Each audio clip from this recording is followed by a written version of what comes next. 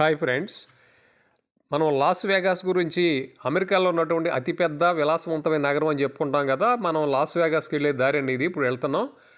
ఇదంతా కూడా కాలిఫోర్నియా దాటి కాలిఫోర్నియా రాష్ట్రం నుంచి నెవాడా రాష్ట్రంలో ఉంది ఈ లాస్ వేగాస్. ఈ నెవాడా రాష్ట్రం అంతా కూడా ఇలాగే ఉంటుందండి. మొత్తం ఎడారిమయమైనటువంటి రాష్ట్రం ఇది నెవాడా రాష్ట్రం.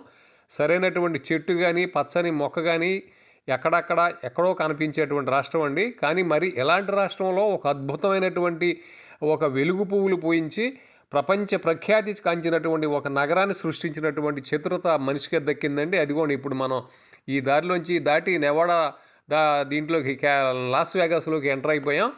ఈ లాస్ వేగాస్ అనేటువంటిది ఈ నెవాడా అంటే మనం ఈ ఎడారి దాటిన తర్వాతే ఉంటుందండి. ఈ నెవాడా రాష్ట్రంలో ఉంది లాస్ వేగాస్ కూడా.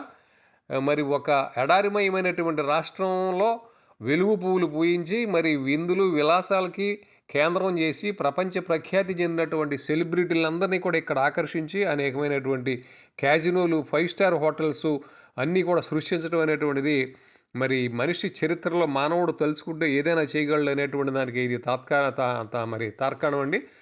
మరి మనం దుబాయ్లో అట్లాగైతే ఎడారిలో మంచి ఒక గొప్ప భవనాలు నిర్మించి చేశారో దానికంటే గొప్పగా మనకి లాస్ వేగాస్ నగరం మనకి కనిపిస్తూ ఉంటుంది. మరి అది హ్యాట్స్ ఆఫ్